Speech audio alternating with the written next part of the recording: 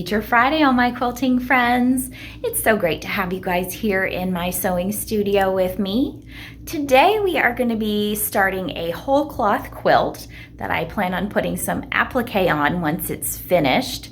And we're going to be using the designs that we imported last week on Feature Friday. So I'm just going to go about laying out some pattern boxes and adding designs and editing them so you can kind of see my quilting process. Yours may be different than mine, and you may do things in a different order than I do, and that's okay as long as it works for you. There's no specific way to do things. It's just how things work out and what's easiest for you.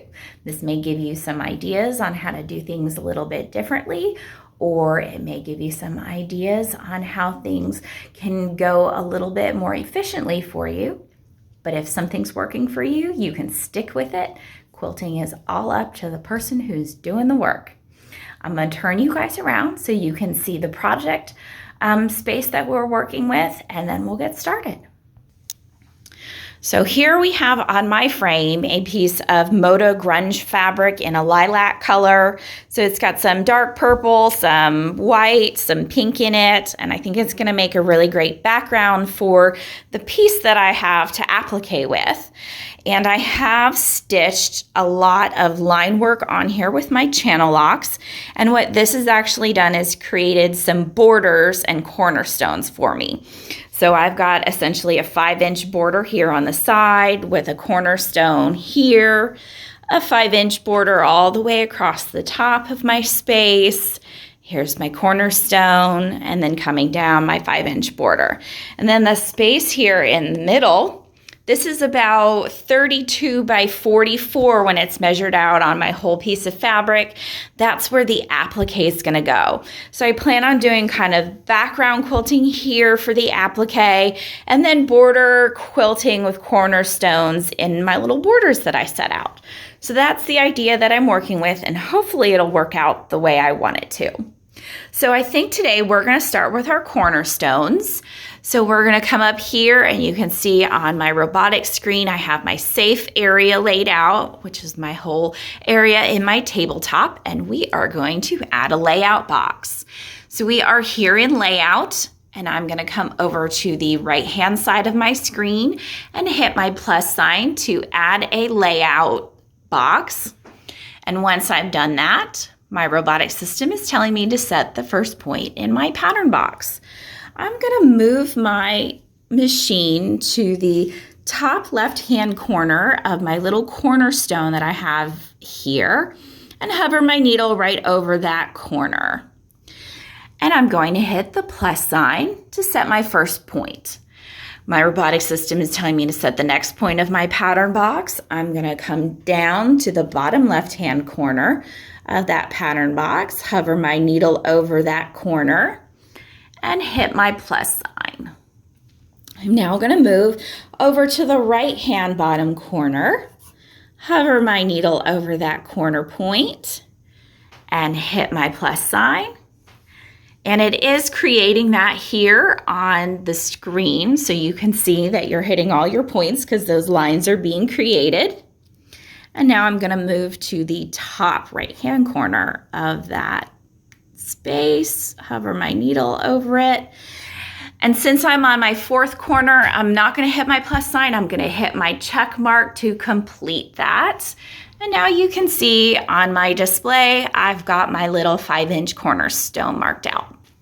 The next thing we're going to do is come over to the left-hand side of our display and move up to patterns. So when I highlight patterns, I've got my list of patterns available to me that I can scroll through and choose. But because we imported some last week, I know exactly where the patterns are that I want. So I'm going to come over to my tagged list and scroll to the tag that we used when we imported those. So they are under scissor quilt because that's what I saved them under last time. So I'm going to highlight, I didn't touch on it, scissor quilt. Scissor quilt's right here, and here are the designs that we imported last week. For my cornerstone, I am going to be using the sunflower. So I'm going to highlight that and hit my check mark over here. And now I've got my sunflower loaded into my space. I am currently in edit now, so I can work with my design and get it to fit into my little pattern box, because as you can see, my sunflower is a little bit too big for my space. So I need to scale that. I need to change its size so it fits in my pattern box. I'm going to come over here and use my scale feature, which is the little square that has an arrow coming out of each corner. I'm going to highlight that. And you can scale things by using your plus and your minus, both horizontally and vertically, or you can use your slider bars if you want. You can touch on it and you can use your blue nodes and kind of slide it in with your fingers to make it the right size. But I have my auto scale feature available to me, so I'm just going to hit my auto scale and let the robotic system scale it for me. So I'm going to hit my auto scale. And now my sunflower fits perfectly into my little cornerstone box. But as I'm looking at this, I can see that like the very tip of some of the points of my sunflower goes right into the edge of that box. So my stitching's gonna kind of lay on top of the stitching that I've already got there for my line work. So like if we look at the quilt here, some of those sunflower tips are gonna stitch like right into my stitching lines here.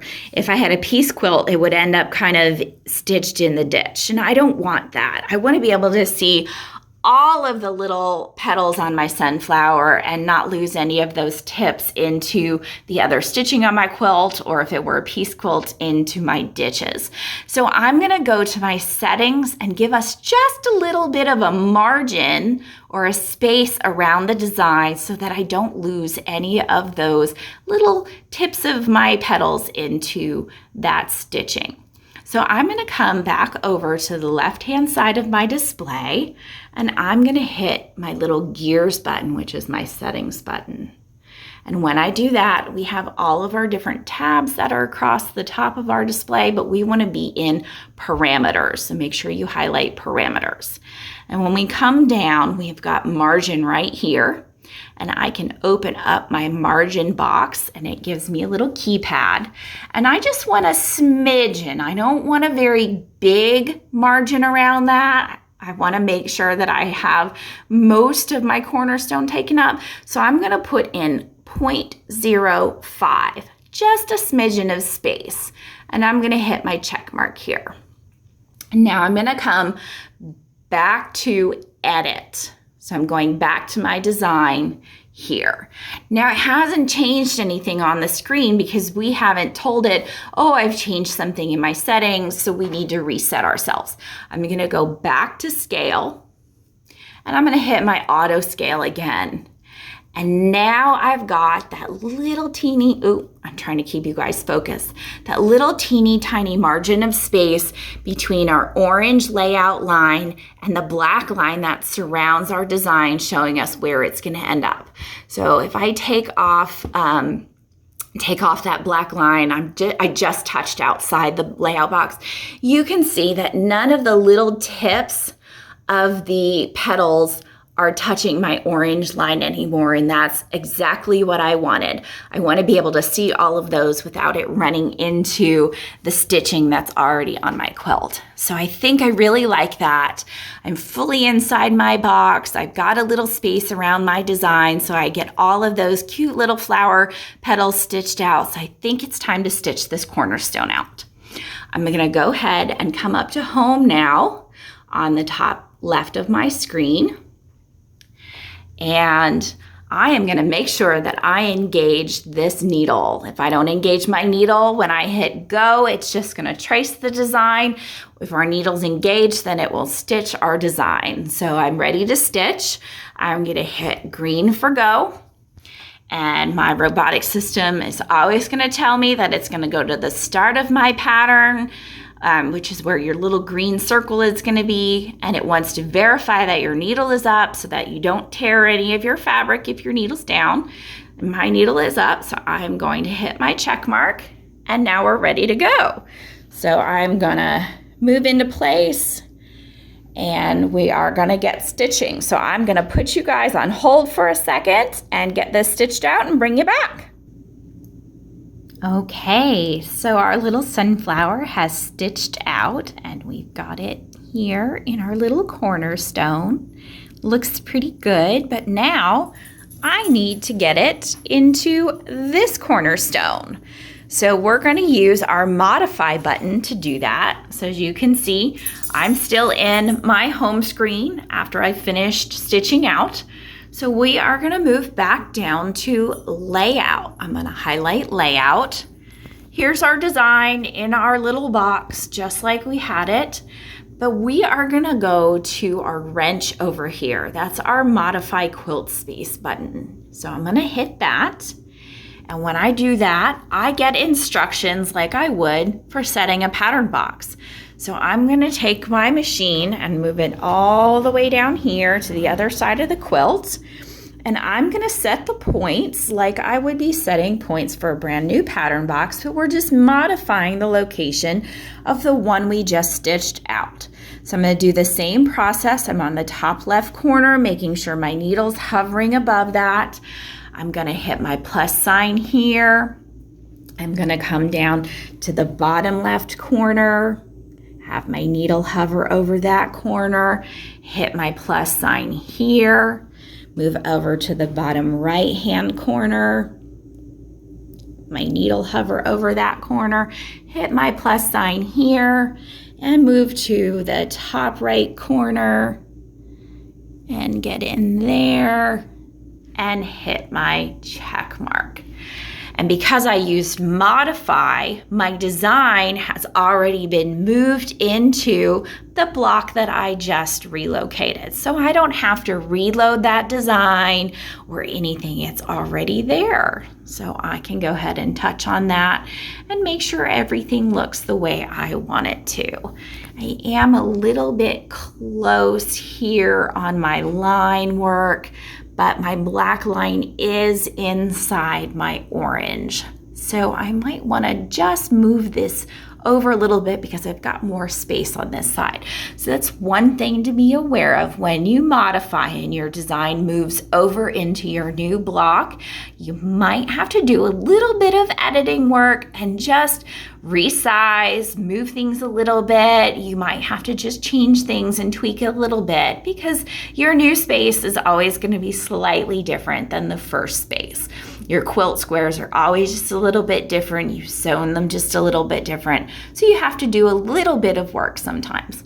I'm just going to go into edit over here and I'm going to hit my move button. And I'm just going to give it one little tap here down at the bottom and see if that helps me out any. Just shifted it in the other direction.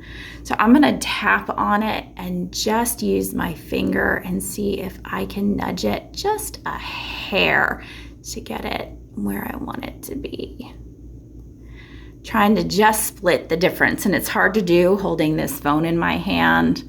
So I'm going to use my centering buttons and see if that helps. So I'm going to center both horizontally and vertically. And there we go. That did it.